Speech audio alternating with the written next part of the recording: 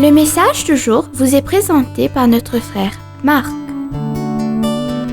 Salut, chers bien-aimés de notre Père Céleste. J'espère que tout se passe bien pour vous et votre famille. Bien-aimés, aujourd'hui, je vais partager quelque chose de spécial et je vous inviterai à faire vos propres devoirs afin que vous puissiez par vous-même construire ce message. Je parlerai de la famille, sujet qui, je crois, est d'un grand intérêt pour nous tous. Je vais vous présenter le sujet et vous donner les références bibliques pour vous permettre de lire, étudier, mémoriser et méditer. N'oubliez pas que nous en avons parlé hier. Appliquons-les dans notre vie. La famille. Le but ultime pour des gens de foi est de donner à chaque enfant une compréhension des Écritures et une passion pour la vie de Jésus-Christ. C'est, je crois, la responsabilité la plus importante pour ceux d'entre nous à qui l'on a confié la garde et l'éducation des enfants. Bien-aimés, rien dans ce monde n'est plus important que de préparer votre famille pour une vie ensemble dans l'éternité avec le Seigneur Jésus-Christ. Voici les références bibliques. Genèse, chapitre 1, versets 27 à 28. Et Dieu dit, « Soyez féconds, multipliez-vous et remplissez la terre. » Genèse 12, verset 3. « Et tous les peuples, les familles de la terre seront bénis en vous. » Le psaume, chapitre 96, verset 7. « Famille des peuples, rendez à l'Éternel gloire et honneur. » Actes des apôtres, chapitre 16, verset 31. « Crois au Seigneur Jésus, et tu seras sauvé, toi et ta maison. » Josué, chapitre 24, verset 14. « Mais quant à moi et ma maison, nous servirons l'Éternel. » 2 Timothée, chapitre 1, verset 5.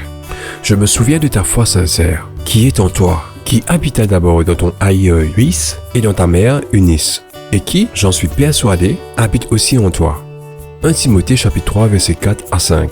Il faut qu'il dirige bien sa propre maison et qu'il tienne ses enfants dans la soumission et dans une parfaite honnêteté. Car si quelqu'un ne sait pas diriger sa propre maison, comment prendra-t-il soin de l'Église de Dieu? 1 Timothée chapitre 5 verset 8. Mais si quelqu'un ne pourvoit pas à sa propre famille, et spécialement à ceux de sa propre maison, famille, il a renié la foi, et il est pire qu'un infidèle. Exemple de famille, Actes des apôtres chapitre 10 verset 24, parle de Corneille et sa famille. Actes des apôtres chapitre 16 verset 15, parle de Lystre et sa famille. Actes des apôtres chapitre 16 verset 1 et 2 Timothée chapitre 1 verset 5 parle de la racine familiale de Timothée. Actes des apôtres chapitre 21 verset 8 à 9 parle de Philippe l'évangéliste et sa famille.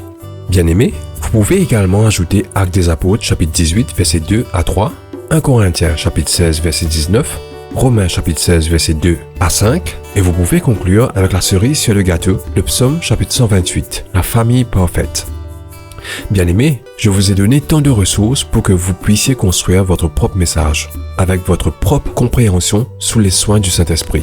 Maintenant, allez-y et laissez la gloire de Dieu briller dans votre vie et dans votre famille aussi. Que Dieu vous bénisse tous. Profitez de votre journée en lui. On se rencontre demain. Au revoir.